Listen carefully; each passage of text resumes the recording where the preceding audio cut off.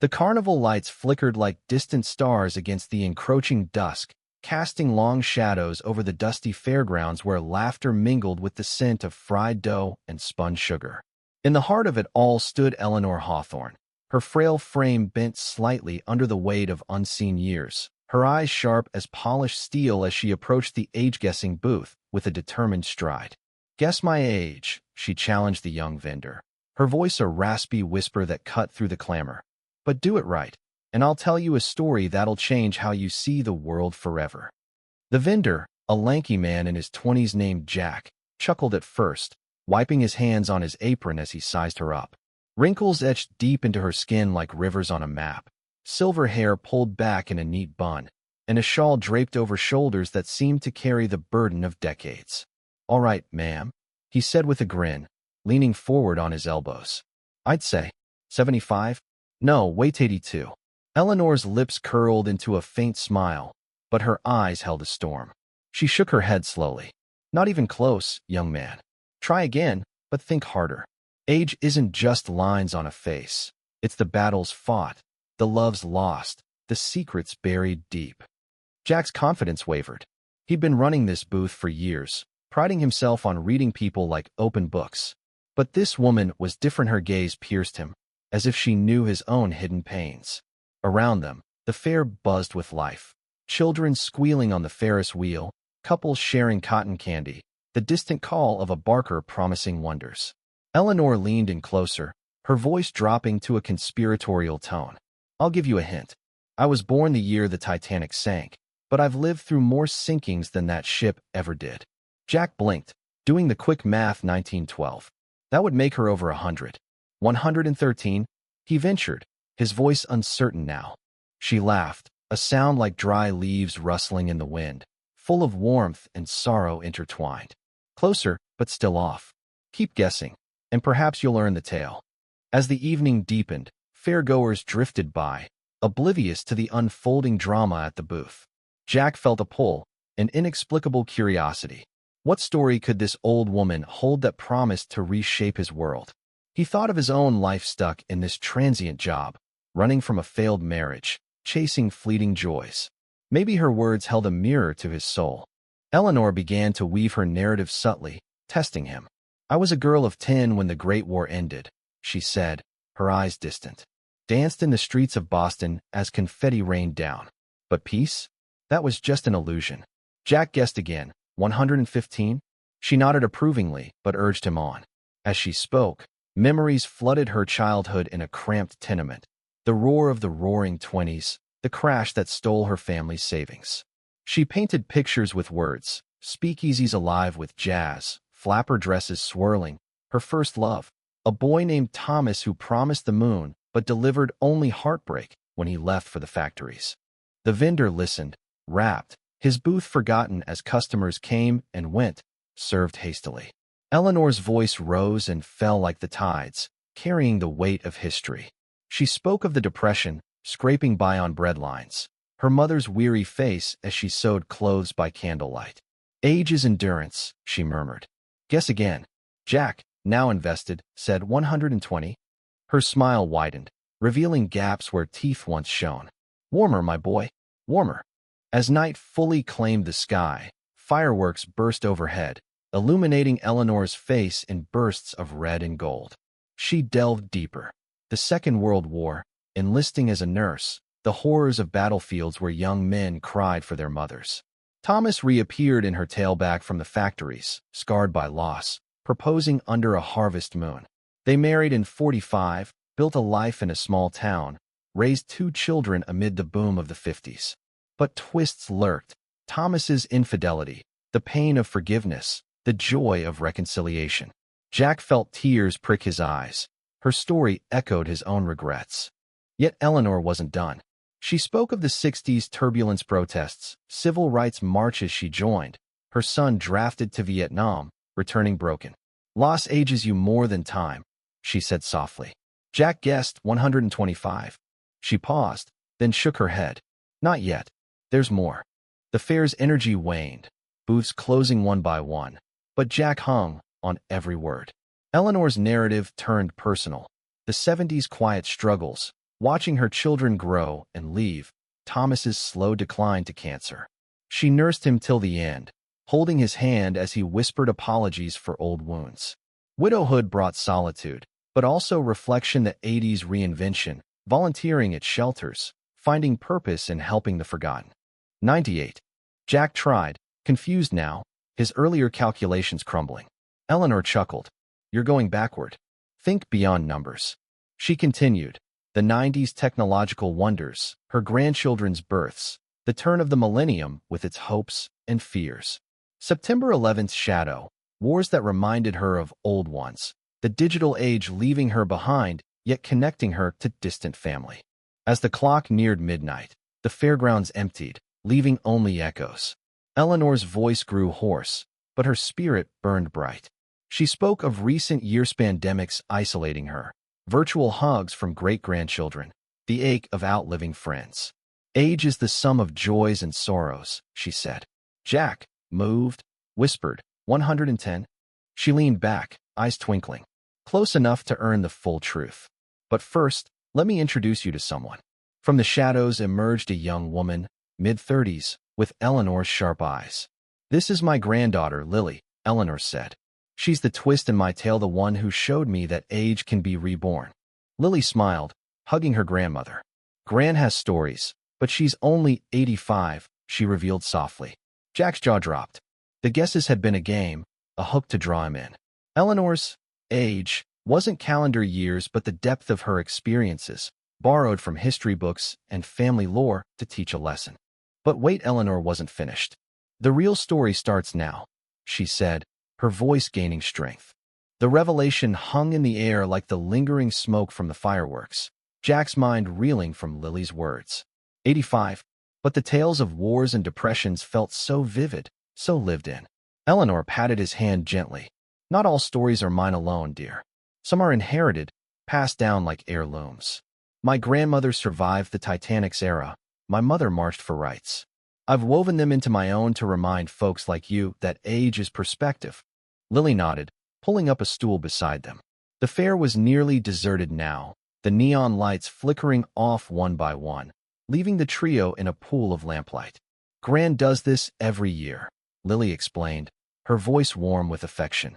She comes to the fair, finds someone who looks lost like you, Jack, and shares these tales.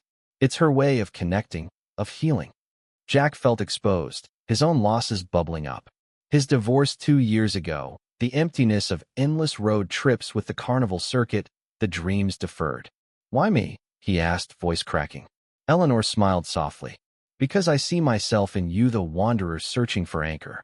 Now, let me tell you the real meat of it, the parts that are truly mine. She began anew, this time with raw honesty. Born in 1940, just as the world teetered into another war, Eleanor grew up in the shadow of ration books and air raid drills. Her father, a soldier, never returned from Normandy, leaving her mother to raise 3 kids on factory wages. I learned early that life doesn't guess your age, it thrusts maturity upon you, she said, her eyes misting. As a teen in the 50s, she rebelled quietly, sneaking to rock and roll dances, falling for a boy named Eddie who drove a Chevy and dreamed of Hollywood. They married young, too young, and the 60s brought turbulence. Eddie's draft to Vietnam, his return haunted by ghosts. He wasn't the same, Eleanor whispered. We fought, we loved, we lost a child to miscarriage. Age crept in through those cracks. Lily interjected gently, adding color. Gran raised my mom through it all, working as a teacher, inspiring kids with stories of resilience. Jack listened, the kitchen tin building as Eleanor described the 70s. Eddie's descent into alcohol, her decision to leave for the sake of their daughter. Divorce at 40 felt like starting over, but it was rebirth, she said, voice trembling with emotion. The 80s brought reinvention. Eleanor went back to school, earned a degree in literature, traveled solo to Europe, discovering passions long buried. I danced in Paris at 50, felt young again, she recounted, a spark in her eyes. But twists came. A diagnosis of breast cancer in her 60s, the grueling treatments, the fear of leaving her family behind. Cancer doesn't guess your age, it challenges it, she said, gripping Jack's arm. Lily shared her own perspective, the the twist deepening. I was there through the chemo, Gran. You taught me strength. But remember the man you met after? Victor, the widower from the support group. Eleanor's cheeks flushed. Ah, yes. Love at 70, unexpected, beautiful. We had 10 good years before his heart gave out. Jack felt the human value seeping in. Resilience, forgiveness, the cycle of life. I've been running from my pain, he admitted. Lost my wife to my own stubbornness. Eleanor nodded. Pain ages us, but sharing it lightens the load. Guess my age now, truly. 1,000 years wise, Jack said, half joking, but earnest. She laughed. 85 in body, infinite in spirit. As dawn hinted on the horizon, Eleanor continued. The 90s joys with grandchildren, the 2000s challenges retirement, the financial crash wiping savings, but community pulling her through. 9/11 united her neighborhood. Hurricanes tested bonds. Age is community, she emphasized. Lily added a surprising layer. Gran wrote a book, unpublished, of these stories. It's her legacy. Jack's eyes widened. You should publish it. Eleanor waved it off humbly. Perhaps. But tonight, it's for you. The conversation flowed into deeper waters. Eleanor's recent loneliness in the pandemic, virtual connections bridging gaps, the joy of great-grandchildren's laughter on screens. Technology guesses no age. It equalizes, she mused. Jack shared his story fully, now the marriage crumbling under carnival life strain, regrets over not having kids, the search for meaning. Eleanor listened, offering wisdom without judgment. Start anew, Jack. Age is just the prelude. As the first rays of sun touched the fairgrounds, emptying booths stirring with morning crews, Eleanor stood slowly. There's more to tell, but for now, reflect. Lily helped her grandmother, casting a knowing glance at Jack. The morning light filtered through the remnants of the fair, casting a golden hue over the scattered debris of popcorn boxes and ticket stubs, as if washing away the night's revelations. Jack, still seated at his booth, watched Eleanor and Lily walk away arm in arm, their silhouettes blending into the awakening world. But something tugged at his sense of unfinished business, a pull toward the depth of human connection he'd glimpsed. He packed up hastily, following them to a nearby diner where the aroma of fresh coffee promised solace. Mind if I join? He asked, sliding into the booth across from them. Eleanor beamed. The story continues, then. Over pancakes and steaming mugs, she picked up the thread, her voice gaining vigor with the day. Delving into the 2010s, Eleanor spoke of reinvention, once more learning smartphones at 75, joining online book clubs, even starting a blog about life's lessons. Age guessed me tech illiterate, but I proved it wrong, she said with a wink. But Kitch Tin mounted, a fall breaking her hip, months in rehab, the fear of dependency. It humbled me, reminded me vulnerability is universal. Lily, ever the supportive twist, revealed her own secret. During Gran's recovery, I quit my corporate job to care for her. Best decision ever. It led me to writing, co-authoring her stories. Jack nodded, inspired. You're both warriors. Eleanor's narrative turned poignant. The loss of old friends to time, funerals becoming too frequent, yet each one a celebration of lives well lived. Grief ages the heart, but memories heal it, she intoned, tears glistening. She shared a twist, a long-lost sibling, discovered through DNA tests in her 80s, reuniting with a brother separated in childhood. He was 90, frail but full of stories. We had 2 years precious, unexpected. Jack felt the emotional surge, his own isolation cracking. I have a brother I haven't spoken to in years. Maybe it's time. Eleanor encouraged gently. Do it. Age waits for no reconciliation.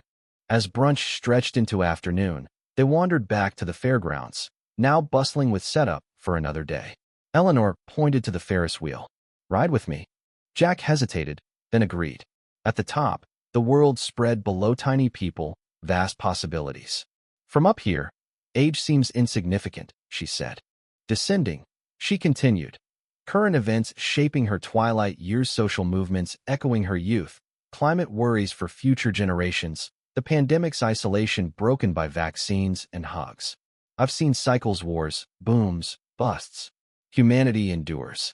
A surprise visitor appeared, Eleanor's great-grandson, Timmy, a bubbly 8-year-old dropped off by his mom. Gran tells the best stories, he exclaimed, climbing into her lap. This childlike innocence shifted the perspective, emphasizing legacy. Timmy's wide eyes as Eleanor spun a kid-friendly tale of her adventures highlighted the joy of passing wisdom.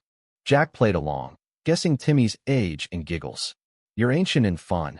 The boys' laughter infused the narrative with hope, underscoring personnel values. Family bridges generations. As evening approached again, the group shared dinner at a fair stall, corn dogs and lemonade. Eleanor opened up about fears, outliving purpose, becoming a burden. But you remind me otherwise, she told Jack and Lily. Timmy added unwittingly, Gran, you're forever young. Jack confessed fully, his carnival life a escape from failure, dreams of settling down abandoned. You've shown me age is reinvention. Eleanor nodded. Guess my age one last time. Eternal, Jack said. She laughed heartily. Perfect. The night deepened, fireworks blooming once more. Eleanor whispered, the true before is before it's too late to live fully. With the fair's lights twinkling like Eleanor's memories, the group settled on a blanket, Timmy dozing against her side. Jack felt transformed, the weight of his years lifting. You've given me a gift, he told her. Eleanor smiled serenely. Stories are meant to be shared, to teach that age is but a veil over the soul's timelessness. She wrapped up her tale with final reflections. The 2020s challenges political divides, global unrest, but also triumphs, like vaccines born of science, communities rallying. I voted in every election since 18, she said proudly. Age grants voice, use it. Lily shared the book's progress. We're publishing it next year. Your story inspired the ending, Jack. He blushed, honored. Timmy stirred, mumbling. Tell about the magic fair, Gran. Eleanor obliged, weaving a fantastical twist where the fair was a portal to past lives, blending reality and imagination to emphasize wonder in aging.